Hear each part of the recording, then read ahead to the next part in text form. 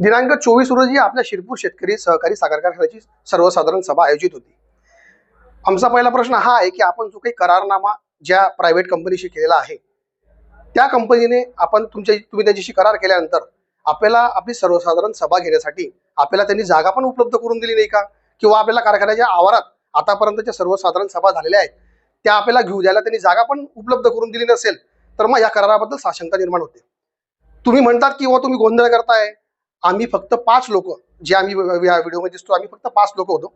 शाळा त्यांची, ग्राउंड त्यांचं, हॉल त्यांचा, स्टेज त्यांचं आणि तिथं उपस्थित 500-600 शेतकरी जे होते ते आलेले शेतकरी देखील त्याच्यापैकी बहुतांशी लोक त्यांचेच. आणि त्याच्यामध्ये आम्ही फक्त 5 लोक अत्यंत सौजन्याने आणि शालीनतेने आम्ही त्यांना प्रश्न विचारण्याचा आदरणीय गोपाल वकिलांनी त्यांना प्रश्न विचारण्यासाठी सुरुवात केली. आणि तितक्यातच आदरणीय आमदार महोदयांनी त्रागा करायला सुरुवात केली, चिडायला लागले. काल त्यांनी स्टेटमेंट दिलं की मी का चिडलो, आणि त्याच्यावरच आम्हाला हे उत्तर द्यायचं होतं की आम्ही एकदम सरळ मार्गाने आपल्याशी, लोकशाही मार्गाने आपल्याशी बोलत असताना आपण जे काही चिडलात हे संबंध महाराष्ट्राने बघितलं.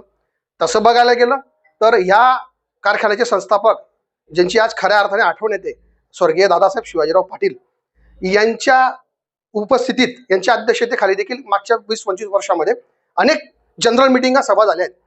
आणि 1-2 मिटिंगा तर अशा झाल्या होत्या की यांचे जे कार्यकर्ते यांनी अक्षरशः दादासाहेबांना एका कॅबिनमध्ये अक्षरशः कोंडण्याचा प्रयत्न केला होता. आणि त्यानंतर एका महाशयाने तर विषाची बाटली आणली होती. तरीही देखील आदरणीय शिवाजीराव दादा कुठेही त्यांनी असं चिडचिड केली नाही, कुठेही त्यांनी संताप व्यक्त केला नाही. त्यांनी उपस्थित असलेल्या लोकांना समर्पक उत्तर दिले आणि त्यांनी असलेल्या शेतकऱ्यांना, कामगारांना आपल्या उत्तरातून त्यांचं शंकांचं निरसन देखील केलं. हा तालुका आपला सृजनशील तालुका आहे, शालीन जपणारा सुसंस्कृत तालुका आहे. आणि ह्या तालुक्यामध्ये जो काही लोकप्रतिनिधी असतात, आम्ही त्या दिवशी जे काही चित्र बघितलं ते चित्र अतिशय विदारक होतं. आणि उलट आमच्यावर अजून आरोप करायचे की तुम्ही तर गोंधळ घालतायत. आपण संपूर्ण व्हिडिओ जर बघितले तर तालुकावासियांना माझं आव्हान आहे की आपण त्या संपूर्ण व्हिडिओमध्ये अक्षरशः गोपाल वकील साहेबांना त्यांचा जे PA अक्षरशः घेऊन जातोय हात धरून मागे. तर ही कुठली हुकुमशाही आहे? ही कोणती बेबंदशाही आहे? हा प्रश्न आम्हाला पडलेला दिसतोय. आणि साधा प्रश्न आहे की ॲग्रीमेंट बद्दल विचारणं, किंवा आपण जे काही गुपचूप सभासद करत आहात, जे काही आम्हाला माहीत पडलंय, आम्ही त्या शंकांचं निरसन करणं तुमचं काम होतं. त्यांनी आम्हाला जे सांगितलं की तसं सभासद वगैरे नोंदणी होत नाही, पण अजून देखील अधिकृत माहिती येते आहे की बुवा प्रायव्हेट संस्थेचे कर्मचारी, स्वतःच्या संस्थेचे कर्मचारी त्या याच्यात सभासद केले जात आहेत. पण याच्यामध्ये खरा अर्थ, मूळ कारण बघा, 17,000 सभासद हे गेल्या 50 वर्षापासून आहे. त्यातले बहुतांशी सभासद आपले मयत झालेले आहेत. तर कुठल्याही सहकारी संस्थेमध्ये त्यांच्या वारसांना पुढे त्या सभासद यादीमध्ये घ्यावं लागतं. आणि खऱ्या अर्थाने ऊस उत्पादक शेतकरी तो आहे का नाही हे त्याच्यामध्ये नमूद करावं लागतं. आणि म्हणूनच हा कारखाना तुम्हा आम्हा सर्वांचा आहे. आपण म्हणतात की 5 रुपये 10 रुपये, आम्ही देखील अनेक विकास कामं आणले. 2016-17 मध्ये देखील आम्ही शिरपूर शहरामध्ये, अंबिकानगरमध्ये आम्ही तिथं आमच्या मराठा बांधवांचं समाज मंगल कार्यालयासाठी निधी आणला. 1 नंबर वार्ड, 2 नंबर प्रभागामध्ये आम्ही मुख्यमंत्री वैशिष्ट्यपूर्ण निधीमधून आम्ही वॉल कंपाऊंड, ओपन स्पेसला वॉल कंपाऊंडचे निधी आणले. आणि आपण सांगतात की विरोधक फक्त आरोप करतात.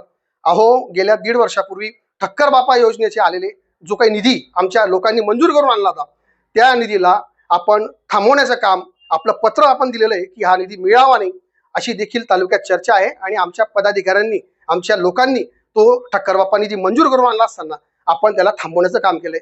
म्हणून आपल्याला कुठलाही अधिकार उरत नाही की आपण काय करत आहात असं. म्हणून आदरणीय आमदार महोदयांना, आणि आम्ही इलेक्शनला आम्ही देखील घाबरणारे लोक नाही आहेत. ते म्हणतात की आम्ही इलेक्शनला घाबरत नाही, आम्ही देखील इलेक्शनला घाबरत नाही. जय आणि पराजय या लोकशाहीच्या मोठ्या उत्सवामध्ये, म्हणजे इलेक्शनमध्ये तुम्हाला जय पराजय याला सामोरं जावं लागत असतं आणि ते आम्ही स्वीकार करतो. पण ती प्रक्रिया राबवली गेली पाहिजे. गेल्या 8-9 वर्षापासून निवडणूक प्रक्रिया राबवली जात नाही कारखान्याची. आणि जे काही सहकारी प्रकल्प आहे आपण सुरू करण्यासाठी सर्वांनी एकत्र आलं पाहिजे. काही तालुक्यामध्ये असं चित्र आहे की विरोधक आणि प्रस्थापित एकत्र येतात आणि तो कारखाना किंवा तो जो काही आपला संस्था आहे तिला उभं करण्याचं काम सर्व शेतकरी, कामगार मिळून करत असतात.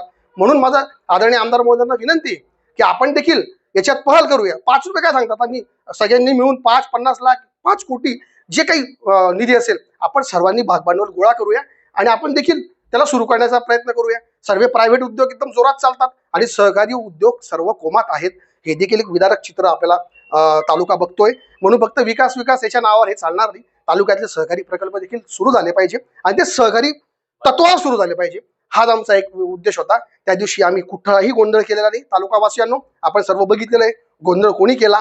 आणि कोण करत होतं आणि तिथं अरेरावी देखील कोण करत होतं आणि त्यांचे कार्यकर्ते देखील कशी वागणूक देत होते, हे संपूर्ण चित्र तालुक्याने नव्हे तर संपूर्ण महाराष्ट्राने बघितलंय. आजचा उद्देश एकच की आपण जे काही उत्तर दिलं त्याला आमचं देखील हे उत्तर आम्ही आपल्या सर्व शेतकरी बांधवांसमोर मांडत आहोत. जय हिंद, जय महाराष्ट्र, जय जवान, जय किसान.